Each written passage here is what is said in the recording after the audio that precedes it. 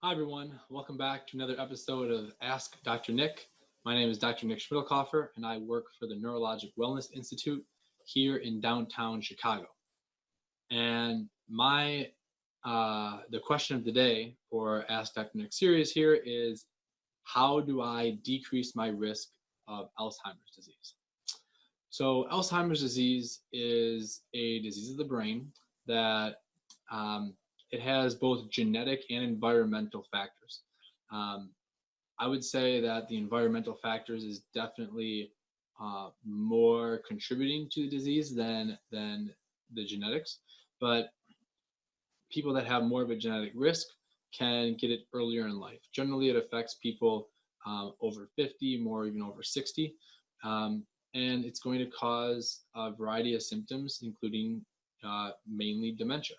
And it generally starts with poor memory, decreased processing, so not really understanding like where you put your keys, or forgetting to lock the door when you leave, um, doing multiple things there, and then it kind of progresses into forgetting past memories, forgetting memories from long ago, whether it's memories of your kids or memories of your childhood, um, memories of past dogs that you may have had.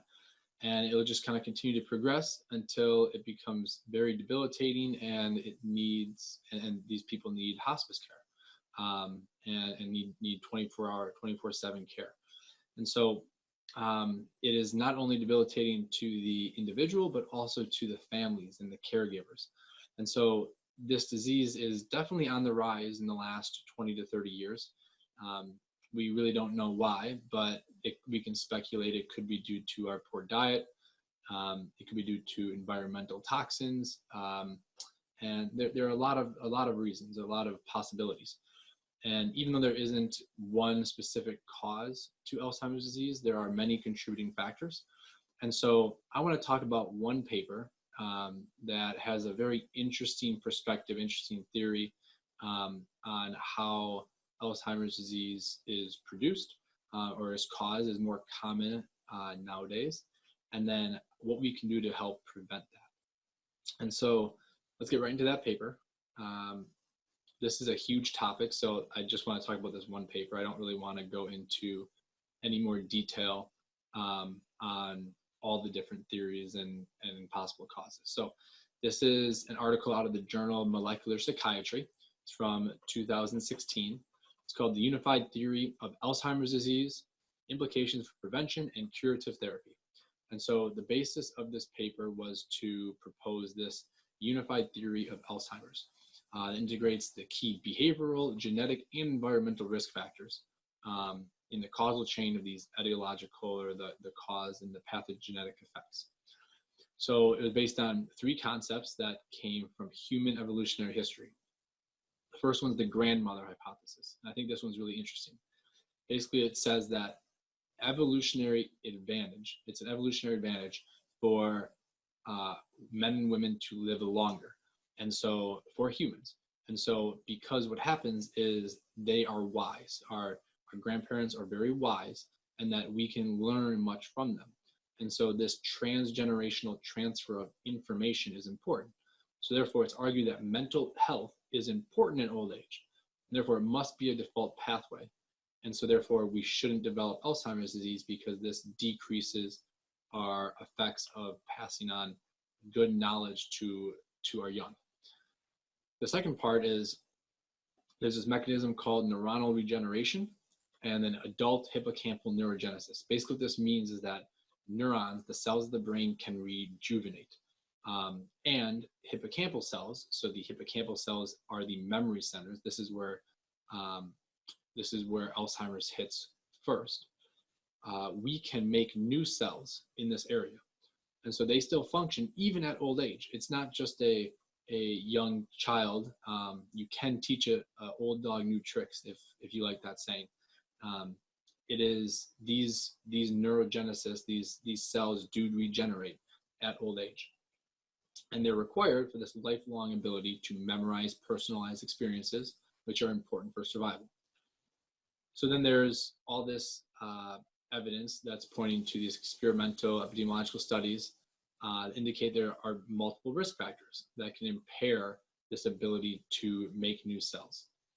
And therefore, this causes reduced episodic memory, reduced memory of facts, and reduced psychological resilience, so not being able to have good mental health.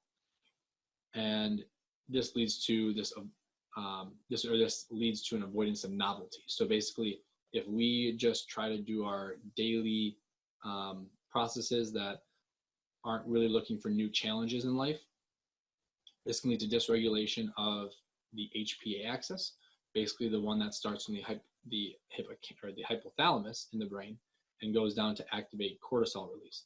And so it leads to too much cortisol release in the brain, and cortisol is damaging to these neurons.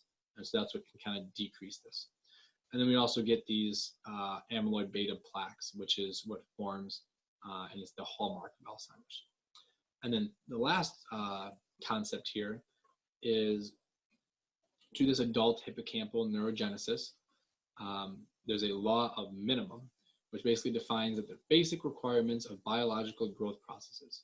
So the unified theory of unified theory of Alzheimer's disease explains why and how different lifestyle deficiencies initiate the process of Alzheimer's disease. So basically, it's not a chemical maybe issue, it's not a environmental toxin, not an infection. It could be, but how lifestyle deficiencies can cause this process to start. And then it dysregulates this HPA axis. Environmental genetic risk factors play a role. These toxins may play a role that then lead to the disease. So this is basically looking at an individualized system, biological treatment for patients with early Alzheimer's to therefore prevent progression and help overall processing. So this is a long paper. It's 52 pages. We're just going to look at a few of the figures. And so the first one is basically what healthy, natural life should be, okay? And so the natural mechanisms to preserve lifelong mental health. Basically, in the ancient world, evolutionarily wise, we had physical activity. We had these forms of intermittent fasting where we didn't eat every hour of the day. We didn't eat from 6 o'clock in the morning till 9 o'clock at night. We had this built-in intermittent fasting. We had a nutrient-rich diet. And all these three things brought us into healthy mitochondria, healthy oxidation processes, again, improved mitochondria, improved cell health, which lead to cellular maintenance and a lifelong neuronal rejuvenation. So basically rejuvenating those neurons in our cells, or the cells of our brain. We also had a rich social life. We had extended family bonds, generally a purpose in life. So as we aged, the purpose of the aging population were to teach the young, this transgenerational generativity.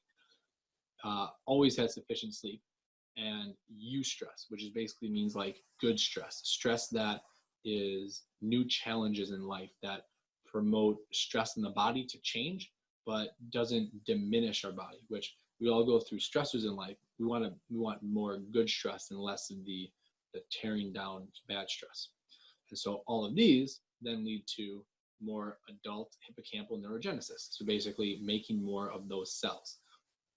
This normalizes the HPA axis, gives us a high resilience psychologically, which then goes back and helps the rest of what we're doing. Then all of them are going to help with the intact immune system. So we have a good immune surveillance. We don't have toxins and infections coming in. We have a good blood-brain barrier to prevent those. We have high insulin sensitivity, meaning that our cells respond to insulin well. Insulin only spikes when we need to, and it drops down. We have normal blood pressure. We have healthy body weight. We have neuroprotective mechanisms. And all of these then lead to more hippocampal growth. So basically growth of the hippocampus, those memory centers in the brain, and then improved mental health, lifelong acquisition of experience. Okay. Now, if we go down and look at how Alzheimer's disease is just deficiency disease. Okay. This author is basically saying how a modern lifestyle we're not adapted. Evolutionarily, we're not adapted to these things. We're better off to the ones above. And so a modern lifestyle has physical inactivity. We have ad libitum eating. Basically, we eat whenever we want to. It's from early in the day to late at night. We have a nutrient poor diet. These three go to poor mitochondrial activities, poor reactive oxygen species. We may have too much or too little of iron and copper, which are an issue in here. We have poor mitophagy, poor autophagy, poor cellular health. And this leads to infections. This leads to microbiome, our gut microbiome issues that lead to neuroinflammation, disturbed blood-brain barrier, and therefore the brain starts to atrophy. We start to have this neurodegeneration. Okay. Then we also have the loss of the extended family. A lot of times as our families grow, we kind of just separate into these other pods and we don't ever come together. We don't have this generational bonding. The purpose in life decreases. A lot of times we retire. So here's the next one, retirement. A lot of times people retire and they just go off and want to relax versus retiring and still working, still having a purpose to work at a baseball stadium or to park cars or to volunteer at a blood center, to do something. And this is where we need in retirement to still have a purpose and still have this physical activity. And then insufficient sleep is still very common, and we still have this chronic distress rather than eustress. We're not having these challenging new experiences, we're just having a lot of stress. And so then all these, so then like alcohol, tobacco was one of them, leads to this non-productive hippocampal neurogenesis. Basically, we're not producing enough new cells. So therefore, we have poor HPA access, we have low psychological resistance, we have too much cortisol causing neurotoxicity, and these all lead to worse synapses that are connecting the neurons together, improper neurons. If you bring in mutations, so you bring in genetics to this, then that makes it worse. You bring in toxins like heavy metals, aluminum, lead, methyl mercury, all those make it worse. And then on top of it, we get people that are obese, have hypertension, we have high insulin resistance. So high insulin resistance leads to those blood sugar deficiencies. And all this comes down to hippocampal shrinkage. And hippocampal shrinkage, brain atrophy, leads to the Alzheimer's disease. And so I just like these two graphics because it shows what we should be kind of looking for and what we don't. And so if we go down to the next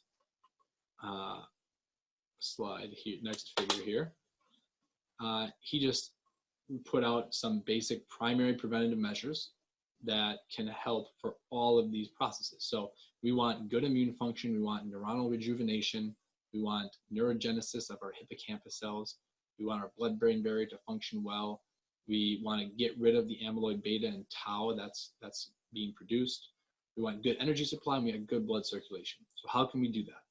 Well, primary preventative measures would be to continue to have social activity, get out with friends, get out with family, and continue to enjoy the life that you have with friends and people. Find new challenges in life, have this eustress. So, learn how to juggle, pick up a new hobby like art, or read new books. Then physical activity. We need to continue to stay active as we age, and whether that be learning new physical activities, combining these two, or continue to do the same ones you always do. Intermittent fasting, so fasting overnight, whether at least 12 hours, but maybe 12 to 15 hours is good too. Having a nutrient-rich diet, this is huge. Eating whole foods, staying away from the processed foods that are high in calories but low in nutrients, and then getting sufficient deep sleep. So sleep is so important. I've done a video on sleep before. Please go back and look at those. Deep sleep and having good sleep hygiene is so important for your health. And then there's these additional therapeutic measures, and this would be like different herbs or supplements. So hypericum is one, alpha-lipoic acid. This is really good for detox, but also decreasing reactive oxygen species. Ginkgo is an extract that has been shown to improve memory. Quinone, PQQ, is also really important for mitochondrial health. And then another one he talks about is microdosing lithium. Okay, there are other supplements than these. This is just what his perspective and his knowledge is bringing up. But I really want you to focus on these ones up here, these primary ones, because we really don't need supplements if we do these things correctly. So let's go back to the top. So how can we decrease our risk of Alzheimer's disease? It really all starts with a healthy lifestyle, healthy diet, improved physical activity, and social interaction. These are super important, and I really want to emphasize that when we age and go into retirement, to continue to learn new things, do new things, and stay physically active. Stay surrounded by people that you love and enjoy, because this is really going to promote longevity and health and give yourself a purpose in life. So I hope you really enjoyed this one. Alzheimer's disease, neurodegeneration can be big topics. So I tried to keep it as simple as possible, but it is a very good paper. So please let me know if you have any comments or concerns, any questions, and please let me know if there are any suggestions for future topics. I would love to hear them. Thank you very much. Stay healthy.